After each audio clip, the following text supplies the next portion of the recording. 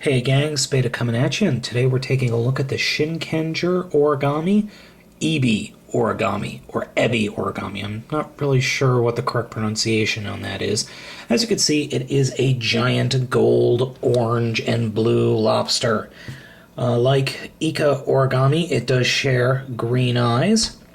Other than that, the only real feature in this mode that he has is his claws open and close. They move up and down, but his claws can actually hold one of the discs, one of the Shinken discs. They don't really spin at all, but he just holds them, and he can hold two of them at once. What that entails, I have no idea. It's never appeared in the show as of yet, so I have no idea what, if anything, that's supposed to do. Just to give you a better look at the figure, or the toy, I mean, he's huge. He's easily a foot long, and I mean, he's just enormous. He takes up way too much room on the shelf, and he looks like a lobster. But there is one glaring problem in this mode. You'll notice that his legs actually don't touch the ground at all. The only thing holding him up is this point right here, this little quarter of an inch, maybe not even half an inch wide stub, and these back parts on the back fin, which means he's horribly unstable. And if you heard a weird sound, that was my cat being crazy. I mean, he's horribly unstable. I mean, I can't even get him to stand up right now. But other than that, I mean, the beast mode of the origami, I actually really like it. I really like lobsters, especially cooked with some clarified butter. But other than that, I mean, it's very dynamic. It's a very dynamic mode, and it just looks cool. I don't remember when there was a lobster in Sentai, so I think it's cool. Now, he has unlike the other origamis in the line, he does transform into one robot mode, which I'm going to show you right now. And like Ika origami, he just disassembles into multiple parts. So we're left with kind of this. So we'll start off by separating what will become the legs. Oop, turn them the wrong way. And just take the back fins and rotate them around to form the feet. And then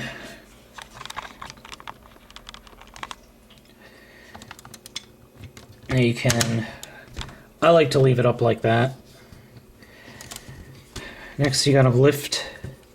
This was the back fin. You actually have to attach that back here. And then obviously the claws turn the other way around and become arms. And these, the head of the Ebi origami splits in half. And then these become the swords that one of his modes. And they actually store right on the back, which is nice. And here we go, Ebi origami. In the robot mode, he can do the same thing he could do in lobster mode. He can have two discs going on his shoulders, the purpose of which I have no idea yet. And in this mode, he has a couple of attack modes. When Shinkenger is piloting it, he gets this weird disc to his right that he spins for the different modes. And that changes the type of face he has. So this is normal face. This is sword face, I believe. So for swords, you just take the thing off his back, the sword's off of his back, and you put him right there. And he's got two really big-ass swords, which actually look really, really cool. Next, you rotate it. Oh, I forgot to mention, each one of these stands for north, south, east, and west. I don't know what any of them are because I can't read Japanese. So this mode is his fan mode. So you go back here and you get what is the lobster tail. And you plug it into his hand. And he can fan you to death. On the show, it looks a lot more awesome than it does here. Unfortunately, I think this is the only mode that I think is stupid. And it's not because the figure is bad, it's just the implementation of the fan is kind of dumb. If they had maybe this piece could swing out and he could hold the fan like this, that would look a lot better, but c'est la vie. So we'll go ahead and put the fan back on his butt.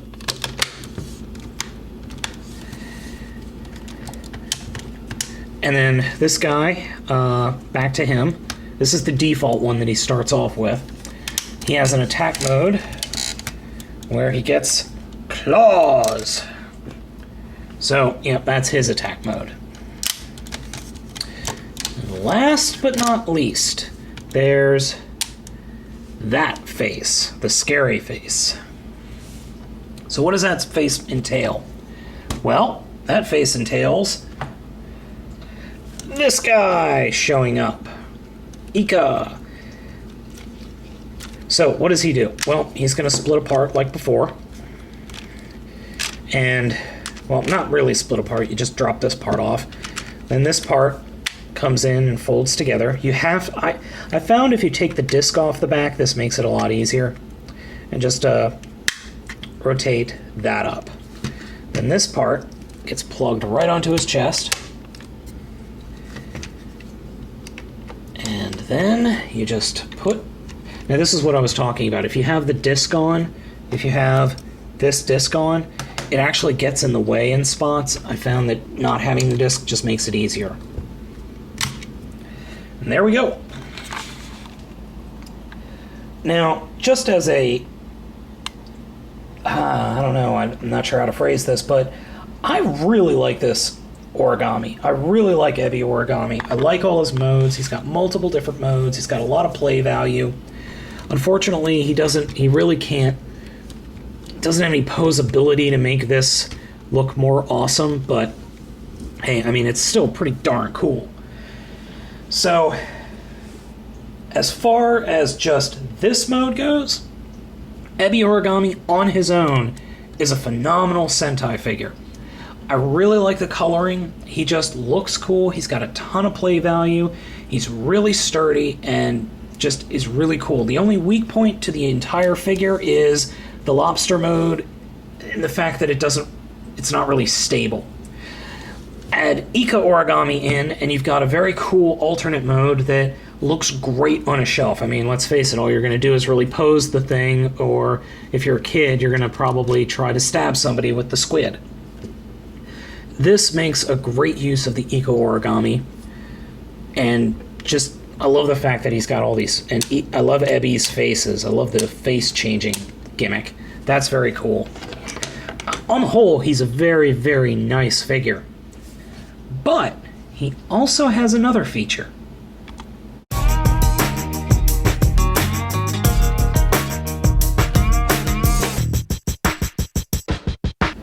So, what was that other feature I was talking about?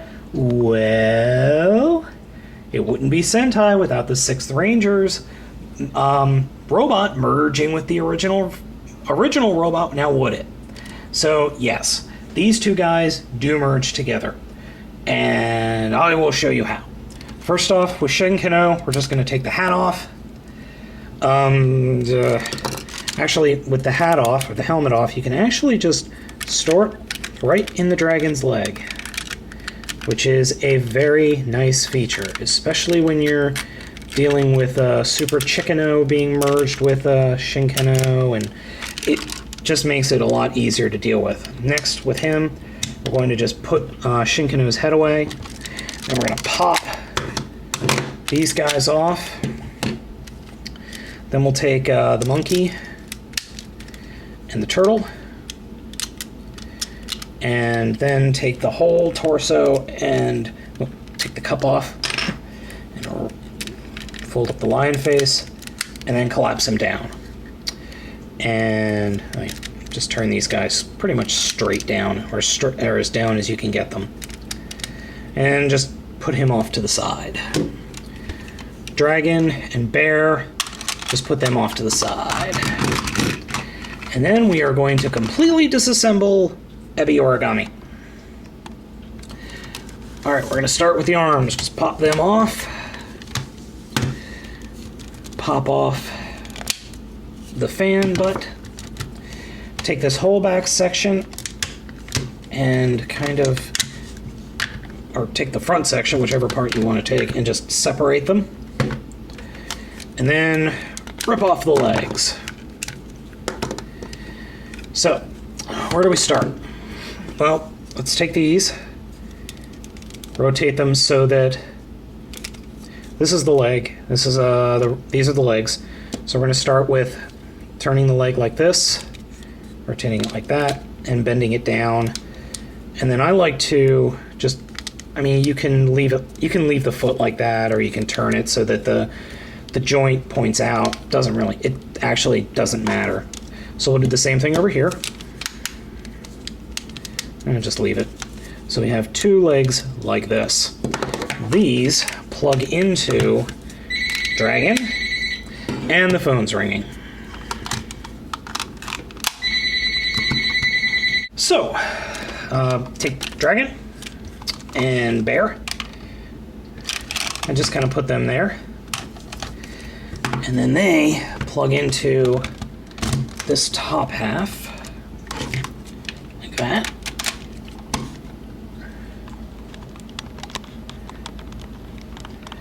Next, we're going to take that top front torso part of Ebi Origami, and it does not matter what, matters not what the disc is.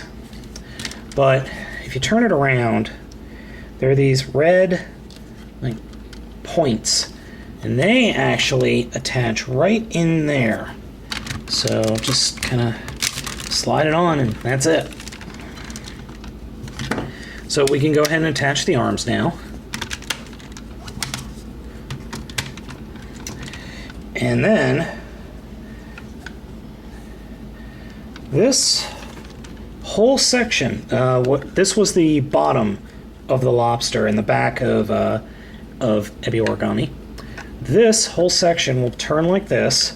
You rotate the face down, and then you put these points up and point these straight up.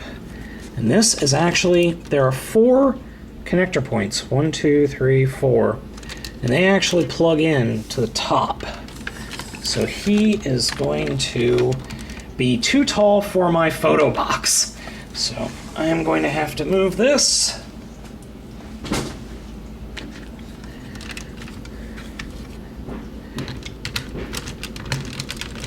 And this actually is a little tough to line up sometimes. There we go. And then finally, we take this piece, plug it in right there. So there we go. Now, what about the swords? Well, they actually store back here in the fists. Now, I found the monkey fist is a lot tighter than the turtle fist. Read into that what you will. And you can have it pointing down. You can have them pointing up. I prefer to have them pointing kind of down. That way, it saves shelf space. But, this guy's huge. He is significantly bigger than Shinkenger. My only complaint, he looks... Oh, wait a minute. I'm not getting a good... There we go. He looks like a cowboy for some reason. I don't know what it is, but he looks like an American cowboy. I'm kind of baffled by that. I mean, it looks like he's got those weird pants that cowboys use in order to ride. Looks like he's wearing a very weird cowboy hat with antlers. But, I mean, I don't know what to think of that. I'm probably just insane. So, what can he do? Well, not much. Besides looking awesome, which he does, the only thing he can really do in this mode is just hold the swords. Ah, dang nabbit. Like I said, the monkey, the fists on the monkey really hold those swords.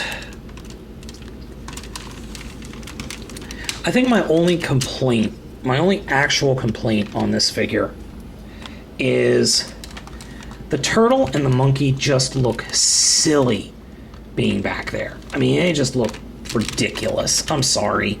They just do. It doesn't look good at all. It just looks kind of dumb, honestly. But, I mean, what are you going to do? That's really the only place they can go. My only problem with this mold is the lions isn't really that... The joint that's holding all this together, I mean, this figure is incredibly top-heavy. And as you can see, he's really leaning forward pretty badly. And it's just so much weight is up here in the front that he just really has a trouble. I mean, you can't pose him. I mean, forget it. Forget posing him. So, but other than that, this combination is totally worth it. Totally worth it. I got both him and Eki Origami on eBay. Honestly, I don't remember what I paid for it. I think I paid just under $100 for both of them. But they're both... Ebi Origami, totally worth it. If you have Shinkenger, you really need to get Ebi Origami also to get Cowboy-oh. Yeah, I think I'm just going to call him Cowboy-oh from now on. I think that'll work. So you're probably wondering what this guy's interaction with the Chicken-oh Squid Blaster is. Well, he doesn't really do much. He just kind of stands in front of it. That's it of his interaction. Well, I guess he could stand there and, just kind of spin the tiger, I guess. Oops. I guess he could just kind of sit there and... Yeah, yeah. So, in ending, totally worth it. Now, going forward, I think there's one more robot coming out for this line, and I believe all of these guys merge together to form something that could quite possibly be bigger than G12 formation.